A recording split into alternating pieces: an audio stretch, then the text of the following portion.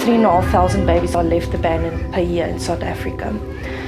And out of that 3,500 babies, for every one found alive, 2 are found deceased.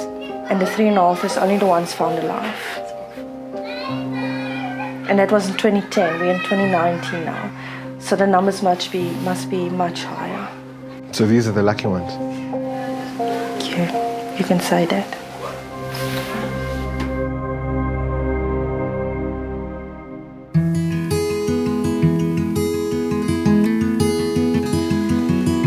As a journalist, a lot of my job is to show what often goes wrong in our country.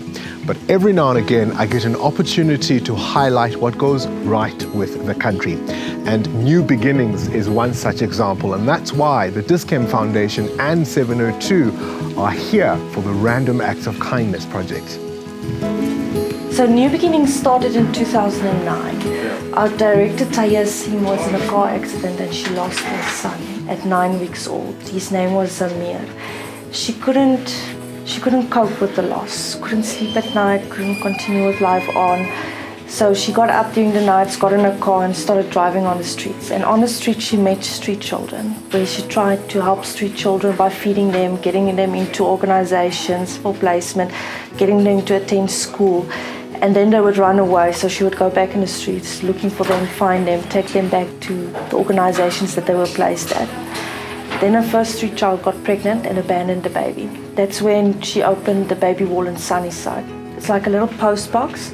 If you don't want your baby, instead of putting your baby in a dustbin, you can put your baby in the post box, slide the door closed, the alarm goes off, and we go and fetch the baby, completely anonymously. So the baby wall was opened in 2008, and thus far we had 63 babies through that wall. But the influx into Taya's house was too high. I mean, within a week she already had 6 babies. She was looking for a house, and this house was donated by the Yusuf Khan family. So when we moved over here, in the first 2 weeks, we were already on 20 children, and by the first month, we already had 30 kids.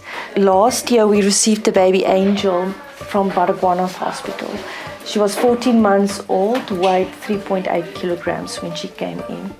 She had severe chronic lung disease and underdeveloped immune system. So she chronically had infections where they had to incubate her, had severe developmental delays. So we brought her to our home and she received medical treatment from Steve Biko Hospital where they inserted a trachea.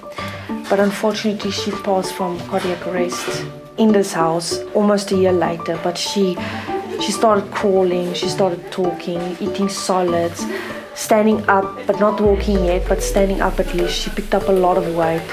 She was doing so well, so her passing was a huge shock for us because we didn't know she had a chronic heart issue. But with her name, we're opening a new baby home in Cape Town now. It's called Angel's Home, and it will also specifically focus on the most severe medically needed children that no one else can take care of, like the fetal alcohol and tug babies.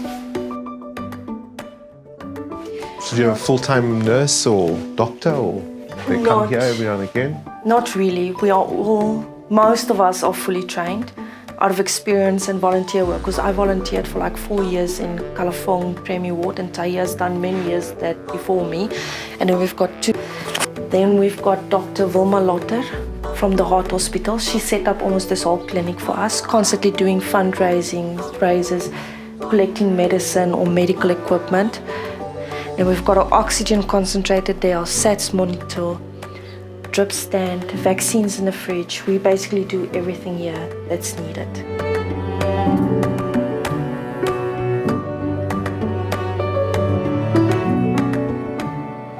These are the old photos, right? Yes. These are all children who were here years ago? Yes. In June this month, we had our 10th birthday, and our stats show that we've had 661 babies through our care for the past 10 years. So these are all babies that have been here that either left through adoption, foster care, or family reunifications. 661 in 10 years. That's a lot of babies. Why does a place like this resonate with Dis-Chem and what you are trying to do? Dis-Chem is all about the community. Dis-Chem is caring for the community. And if this is not the epitome of caring for community, I don't know what is. This is a safe haven where these children have a chance and a sense of hope that they're able to make something of themselves, even if it's just to start with nutrition, or if they're lacking in developmental skills, they're able to come here and they can get that start in life. An organization like this plays that mommy role. These children do stand a chance. They're not just abandoned to die in a veld somewhere or in a drain pipe. Here they are fed, they get their therapies, they get the love, they've got their buddy system, they have a warm bed at night, they have sterilized bottles. This is a home. This isn't an organization, this is a home for these children.